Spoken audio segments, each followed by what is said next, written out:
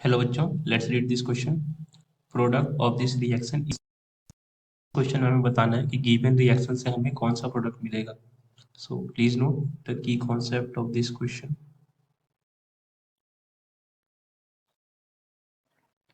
that the given reaction is an application of aldol condensation reaction। Aldol condensation reaction. और aldol condensation reaction में क्या होता है date जो वीक बेस NaOH कंडेंसेशन में क्या होता है, जो डाइल्यूटेड बेस है वो एल्डिहाइड या केटोन मॉलिक्यूल से उसके अल्फा हाइड्रोजन को एक्सट्रैक्ट करता है। जब हम इस मॉलिक्यूल की बात करें, कार्बन OH, इसमें तो अल्फा हाइड्रोजन है ही नहीं, बट जब हम इस मॉलिक्यूल की बात करें तो इसके पास ये रहा अल्फा हाइड्रोजन और इधर भी दो अल्फा हाइड्रोजन है। यानी ये जो बेस है हमारे पास डाइल्यूटेड बेस NaOH, यहाँ पर बेस इस अल्फा H को एक्सट्रैक्ट करेगा। तो सबसे पहले हमें मिलेगा ये O, और एक्सट्रैक्ट करने के बाद ये हाइड्रोजन के बॉन्ड पर इलेक्ट्रॉन इस कार्बन पे आएंगे as a negative charge N+H2O। Then further ये जो मॉलिक्यूल फॉर्म्ड हुआ हमारा, ये रिएक्ट करेगा इससे,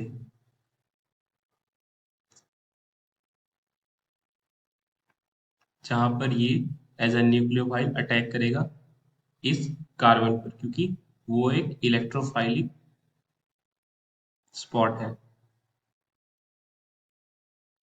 देन फर्दर अटैक करने के बाद ये पाई बॉन्ड स्प्लिट होकर ऑक्सीजन पर जंप करेगा, O नेगेटिव यहाँ से H, एंड यहाँ पर से हमारे पास है साइक्लोपेंटेन और ये हमारा ऑक्सीजन। देन फर्दर ये रिएक्शन में प्रोटोनेट होकर, वाटर से प्रोटोनेट होकर यानी H+ गेन करके ये जो ऑक्सीजन है अल्कोहल फॉर्म करेगा,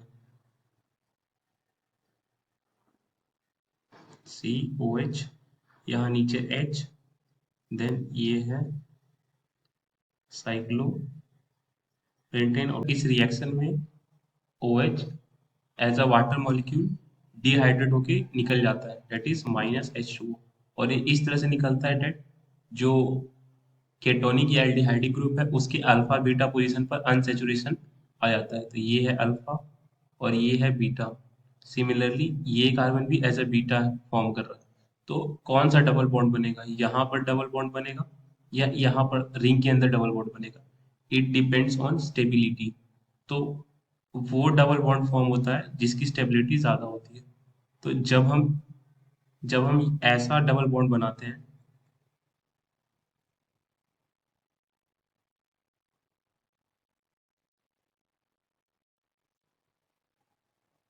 तो क्लियरली ये कंजुगेशन में होने की वजह से, लंबे कंजुगेशन की होने की वजह से इस पूरे मॉलिक्यूल को स्टेबिलिटी ज्यादा मिलती है। इस वजह से ये वाला डबल बॉन्ड एक्सेप्टेड है, ना कि ये वाला।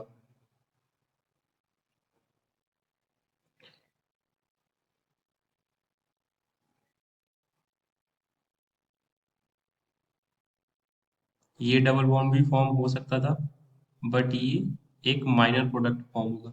सो this won't be our answer would be this one. Now let's match the options.